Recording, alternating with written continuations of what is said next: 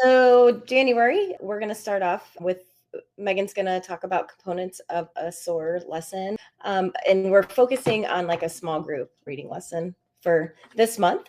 And my name is Jennie, and I am the creator of the Shifting to SOAR membership. I was a first grade teacher for 21 years, reading specialist, and have dove into everything science of reading and been learning along with everybody else, and just here want to be able to support other teachers along the way. So, and then I have Megan here, who is my number one gal that helps out with the membership and creating resources and things like that. So I'll let her introduce herself. Okay, yes, as Jennie said, I am Megan. I am Jennie's virtual assistant, and I am a former A2 teacher, mostly in second grade, but I have a few years where I was also in kinder and first. And I have decided to stay at home with my kids right now, and that's kind of what brought me to being Jennie's VA.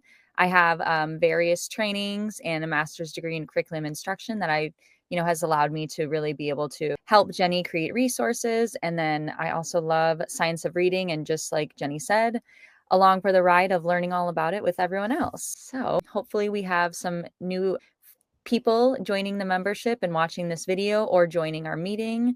And okay, so in today's chat, I'm going to discuss components of a small group lesson and kind of just highlight some pieces of what it kind of looks like when you're thinking about the science of reading. And then I'll also kind of just highlight maybe a little bit of the importance of small groups. I know most of us have small groups, we do them, or we try to do them. And so just any little bit that you can take away from this presentation is what we can hope for.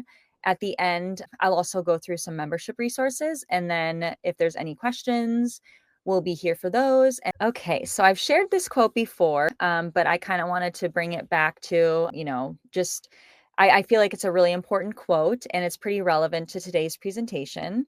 And if you haven't, seen a presentation of ours before, this is new and a great, just thing to keep in mind. So Dr. Louisa Moats is a well-known figure in the literacy world. She is the author of the Letters program, as well as other books that discuss how students learn to read and why some students struggle. So one of the things about this quote that I really like is it kind of just keeps in mind that the science of reading is not just like an ideology or a one-size-fits-all approach, or particularly just like a specific piece of instruction.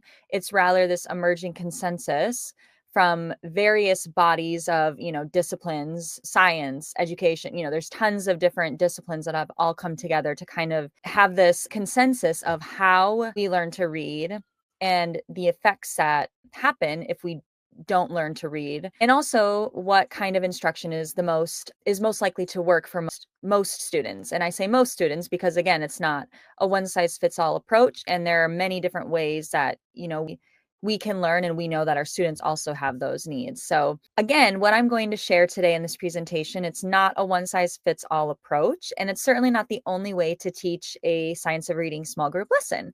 I'm just going to share based off of our experience as teachers, resources that we have in the membership, and just research that I've seen over the years as well. Okay, so what is small group? So essentially, small group instruction allows for students to have tailored and differentiated instruction. Small group lessons provide targeted support based on what those students need in particular. So it's really a chance for you to hone in on a specific skill, whether it's fluency, whether it's a phonics skill, or even phonemic awareness. There's so many different ways that we can break up our small groups. And we have blog posts, if you're interested in reading about those, that kind of highlight different ways to assess your students, as well as putting your students in small groups. Okay, so why is it important to have small groups in our classrooms, especially when we're thinking about the science of reading and having a structured literacy approach? We really want to focus on kind of these key areas. So the first one is personalized learning. So again, small group instruction allows teachers to really tailor those lessons to meet individual students' needs and address those specific gaps. There's also the chance to extend skills and offer enrichment activities for those students who may be surpassing what you're teaching them in the whole group lessons. We also have a chance to give students focused attention. This time can be really important, even if it's, a 10-minute small group time that you have with a few students, it can give you so much more than a 30, 45-minute whole group lesson can give you. You're giving those students that you're meeting with for those 10 minutes direct support and immediate feedback in a small group setting. If you've got students that are shy or as willing to participate in the whole group, this may be a chance to really foster more relationships with them and really be able to foster the deeper understanding and the skill development. Again, it allows for differentiated instruction. Your groups can be formed based on so many different ways. And because you're able to be flexible with how your small groups are grouped, you're able to ensure that your students are receiving the targeted, meaningful instruction that they need. Again, this kind of environment encourages student participation for students. It allows for them to interact with each other as well. And there's opportunities for more practice and discussion that you might have missed if you're in a whole group setting all day long. Skill reinforcement and also progress monitoring are kind of the last two pieces of why small groups are important. Not only are you able to practice and reinforce foundational skills, but then you're also able to progress monitor your students. You can closely observe and assess them while they're doing the specific lesson or activity that you have designed. And it also kind of allows you to step back and think, well, how am I teaching this? What could I do? And how could I approach this differently? And it allows you to set achievable goals for yourself and your students. So now that we kind of talked about why it's important, let's just kind of look at some pieces of a small group lesson. And so these are kind of the pieces that we feel are the most ideal. And it starts with a phonemic awareness warm-up. Heart word review moves into the phonics skill, or like the meat and potatoes of the lesson is kind of what I call it. Then there's also a chance for dictation, and then they practice what they've learned or what they were practicing, which practice it in context, whether that's reading a decodable text or fluency. So I'm going to kind of go through just kind of like a little bit of a framework, and then after I kind of just talk about these 5 pieces a little bit in more in detail, then I'll kind of show you what it looks like using resources from our membership. Okay, so again, phonemic awareness is when students are engaging in oral language activities. So this is kind of a quick warm-up. Students are not looking at letters, words. They're really just, working on the sounds. They're speaking, maybe looking at pictures. And this is a really small piece, 2 to 4 minutes, and it's pretty quick. And typically, you might see, if you follow a specific scope and sequence, you might see that there are opportunities already for you doing this within your whole group lessons as well. Whether you're doing sound segmentation, such as what sounds do you hear in the word cat, for example. You may have students working on phoneme blending, which is where you give them the sounds and they repeat the word back to you. And then as students get more skilled, you may work on deleting sounds or substituting sounds or adding sounds. And typically at this time, your students in your small group might have tools such as Elkanon boxes, or they might just be using their fingers and tapping on their tables. So then after students kind of engage in that quick warm up, again, it was only 2 to 4 minutes. It's pretty quick. Then it's necessary to kind of move into reviewing those heart words, especially in the K2 grade levels. We want to make sure that the students are really able to map these words into their brains and practice using them, and also be able to decode those words and those tricky parts when they get to them when they're reading on their own. So during this time, you can choose 1 to 2 heart words to review. You could do it based off of the decodable text that you're reading at the end of the lesson, or you could do it based on what you think your students may need. If there's some other type of assessment that you may give your students. I know in my past I've had to screen students for their sight words when I was teaching kindergarten and first grade because the school had a specific amount of words they had to know. And, I would kind of pool together those words that group of students didn't know. And that's kind of what I would do at this time. And this isn't the time where you're, doing flashcards with your students, because that's not working on word mapping. The science of reading has kind of, taken away that piece of, we're not just memorizing words. We want to teach the students that there are tricky parts to the word, and we're going to learn those parts. And that's why we call them the heart parts. And you work on practice spelling and reading the words, and we call that word mapping. And so at this time, you could have Elkanon boxes, you could have whiteboards, and sometimes you may want to use like heart word mats. We have them in the membership, and you can make a book out of them, or you could laminate them so your students could just write on them versus writing on their whiteboards. But essentially the students are, reviewing that word with you, and then they're practicing spelling and reading the word in a quick fashion. Again, it's only 3 to 5 minutes. Okay. Then you can move into your phonics practice, or whatever skill set you want your students to be working on during that small group. It could be that you're working on letters. Maybe you're teaching kindergartners and you're working on, the very basics, the very first few letters that they're working on. Maybe you're strictly working on fluency, and, whatever it is, you still want to kind of bring in that phonics piece. So even if your group is a little bit more skilled and advanced, and they don't necessarily need that one-to-one correspondence where you might think with kindergarten students, where they might need more letter sound practice, and they're just kind of working on fluency and blending, you still again want to bring in that phonics practice, and that could go back to your scope and sequence. And again, it's really kind of whatever you want it to be. It's a targeted skill for that group, and really want to focus at this time to use multisensory activities. So depending on your age level of students, depending on your students' abilities or what they can handle using for that short amount of time, you could think about using letter tiles, magnetic letters, sand trays, and having lots of visuals is also really important. And just some activities that you can do during this time is word sorts, word mapping, blending, and in games too. And again, I'll kind of show you what this looks like in a few minutes. So probably make a little bit more sense when you see it with some resources in hand. And then after they review that targeted phonics skill, that's when you engage in dictation with your students. And you may do a little bit dictation while you're doing the phonics skill review with your students. But this is when you really go into it deep, and it's going to look different depending on your grade level. But again, this is where students are writing letters, words, or sentences aligned to that phonics skill. And so let's say you're working on digraphs. And so you have your students write the word ship, and they can use a whiteboard, they can use paper pencil. And so this is when you take away those manipulatives you were using, tiles or sand trays, Play-Doh, whatever you were using to kind of work on that phonics skill. Now you want them to be actually writing. This is the chance for them to encode for you. So you can kind of see, are they able to take what they are hearing? Are they able to translate that to the written fashion? And you can always extend this piece. You can have them write sentences. So your student wrote ship. Okay, let's write a sentence. The ship is fast. And this is a chance for you to give immediate feedback and corrections as well. You can also have sentence starters for students if you want to just say, okay, let's write a word about, let's write a sentence about a ship. Give them a sentence frame or something to kind of help with that as well. And then the last piece is students should really be practicing reading the phonics skill in context, whether you're, working on fluency, or you just want them simply to practice decoding.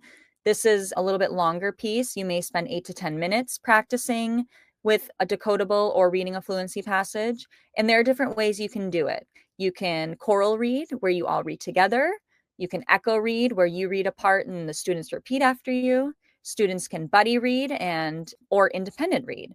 And those two pieces allow for the teacher to kind of listen in on each student and kind of either just observe, monitor, and kind of keep that information, for your notes and excuse me, or you can provide immediate feedback and corrections right then and there. And some tools can be differentiated texts depending on your groups, as well as pointers. Students love to be able to use, some pointers while they're reading. They have those little wands they can read, or they have the little finger, they have eyes on them.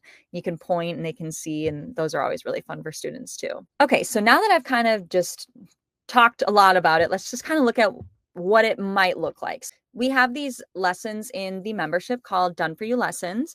And what I did was I took one lesson, and those Done For You lessons have a lot of components to them. And you may not have time for all of it, but I kind of took one and I broke it down into how you could manage that into a small group lesson. And I kind of gave some very, little time stamps. Obviously, with me not actually doing this with students right now, I was just going off of my own thoughts based on on it, but you may not have as much time as I'm sharing, or you may have more time. So just, kind of go off of what works best for you and your schedule. So the sample lesson plan is first grade ending blends. So I'm imagining that I have a group of students that are in first grade and they are working on ending blends. So that's words like lamp or fast. So here's my phonemic awareness piece. In the membership, we have these little script cards, and you can use these for the whole group lesson. You can use them for your small group lessons. They work perfectly because it's all right there. It tells you what you need, tells you how to do it, gives you a little script, and then it gives you the directions. So this is my quick phonemic awareness activity. And so in this specific phonemic awareness activity, the students are working on onset to rhyme. So I'm having them, it says, listen as I say the ending part of a word, then you will add the beginning sound. So the ending part is in, add P. Students say pin. It lays it all right there for you. So you kind of just quickly go through this, boom, 2 to 3 minutes. Okay, now we're going to work on heart words. For this particular lesson, there were heart word slideshows. And so what I did was I just took those words from that slideshow, and these are the words that I'm going to focus on with my students. We're going to review these because I'm assuming that my students have already done this lesson. They've already learned these words. So we're going to talk about the word to, do, and I. And these little Elkinen boxes you could have printed out blank, laminate them, and then your students can kind of write the sounds they hear and draw the heart parts, kind of like what you have. And so I would talk to the students, okay, let's talk about the word to. Okay. And then I might give them a sentence. Okay. I want to go to the mall to. Have the students maybe repeat the sentence, or if there's time, have them share a sentence, depending on, what works best for your students. And then I would say, okay, let's talk about to. Where is that tricky part? And then, we kind of go from there. It's kind of just a quick review, a quick discussion. Okay. Now you write the word to, whatever you want to make it. And after we do to, we would do, and then I. Again, these are laid out in the membership with slideshows, flashcards, all the things. So you can pretty much take any of those small pieces from the membership and use them for your small group as well. And again, this isn't the only way you can do it. There's tons of different ways that you could do it. It's just kind of how I would envision myself doing it with my students. For the phonics skill, we're working on, again, those ending blends. And so, I'm going to have my students really just practice some word mapping right now. And at this time, I'm going to do one example with the students, but then I'm going to just kind of sit back and I'm going to watch them and just kind of be there for support. And I'm going to have an activity in the back of my mind. If there's a student that's got it and is done with this worksheet before 8 minutes is up, I'm going to have something for them to do. Maybe have them flip over the page and, okay, now take each word and write a sentence with that word, whatever it is. Because, sometimes doing worksheets in a small group is not always the best, form of using it. You can also, have just the whiteboard instead of using the worksheet, and you say, you kind of show the picture and then they tap it, map it, graph it, write it on their whiteboard, and kind of do it that way too. But this is kind of the skill that I'm going to have them practice. So they're going to be working on those blends. And now the next piece is the dictation. And so this is where I'm going to have the specific words and sentences for them to write. So the students would take out their whiteboard, write the words. Here you can see that there's 2 S blends and then they've got an N blend. And then I'm going to also give them sentences. And so this is a chance for you to see, okay, how are they able to transfer what they're hearing and what they're saying? Try not to skip this piece. I feel the dictation is sometimes the teachers are like, oh, we're not going to do that. We don't have time. I think that it can be really beneficial to do this with your students because it gives you that chance to, in the small group, really be able to see how they're doing. And a lot of times spelling isn't really taught as much anymore, as at least in my experience. I know spelling was not something that we didn't have a weekly spelling list and a weekly spelling test anymore. And so this kind of gives you a chance to work on spelling without actually working on spelling. So even if you are really only have time for 2 words or just one sentence, just do it. You don't have to do the whole thing. Just really try to just give them some form of dictation. And again, sometimes your phonics skill activity will have dictation in it. So you may not really need to focus too heavily on giving them a separate dictation activity, but it is really important to kind of do it. And I've actually done it too with it's like the exit ticket, before you can go to lunch, because the kids are really ready to go. Okay, on your paper, you need to write this word and give me a sentence with it or something like that. And then I collect it from them, and then I can see it that way. And then I know for next lesson, most students need help with those ending S blends. So we're going to really practice that next time. So it can really be a really helpful piece and a helpful tool for you to just, quickly collect it and also, do it that way as well. And then the last piece is just to kind of have that chance to read with that, to read the phonics skill that you were practicing, read it in context. And this decodable is with that first grade ending blends lesson plan. And so I'm thinking I would have already read it with the students. If this was done whole group, they would have already read this book, and that's totally okay. And so now I'm going to have them read it with their buddies, and I will just rotate and listen to each pair read. And then, they'll read it again if they finish before those 8 minutes are up or however much time I have. And again, this is just that chance for you to really listen in and observe or give immediate feedback and correction. Okay, so I kind of know that was a lot. Now, like I said, all of that was in the membership.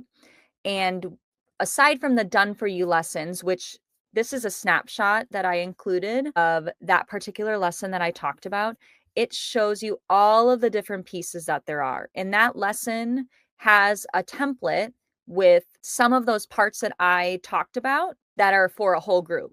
And so again, if you're already doing this as a whole group, you would obviously, modify it a little bit to work for your small group. And you may pick out pieces that you didn't get to possibly with your whole group. The ending blends comes with a little student workbook. So if that's not something you do particularly with your whole group students, and also if you haven't checked out the done for you lessons, I would check them out now. There's a lot to it, but if you really just pick one lesson and kind of dig through all the resources, you'll really see that there are a lot of things that are of value in there. And so this student workbook here could be something that, you're using with your students in the small group. And there's the piece for the heart words and the piece for the dictation as well.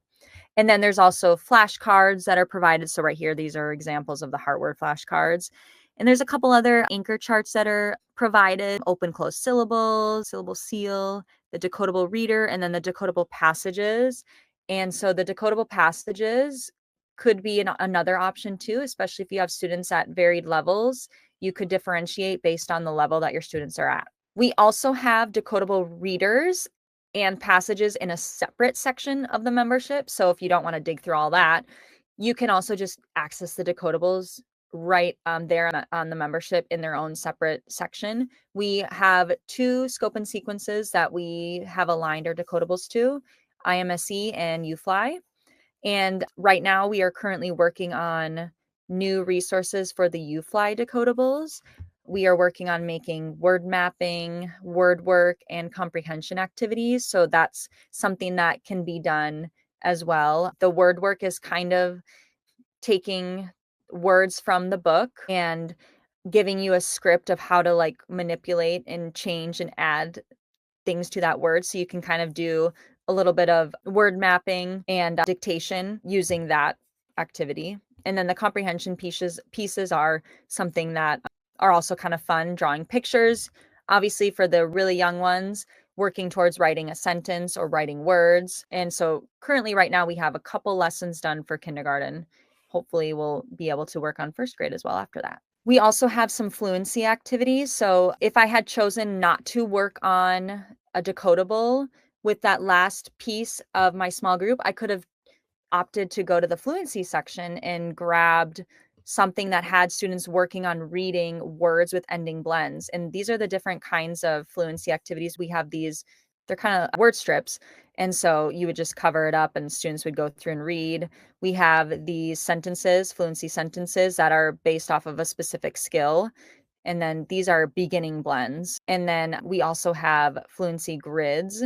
So it's kind of like this fluency strip, but there's more words and then there's phrases and then they work up to a sentence. So I could have opted to do that and students could have practiced reading the words in context there. And then the last piece is, of course, we have more phonemic awareness activities for you to kind of look for. We have scripts and picture activities. There's obviously so many more resources that we have in the membership, but those are just a few of the resources that I felt were necessary to kind of point out that we do have in the membership that could work for having, or that could work for creating your own small group lesson. If there's any questions, of course, you can leave them inside the SOAR Club, or, post on our Facebook group if you're a part of the Facebook group, or email Jenny as well, and we'd be happy to answer those questions for you.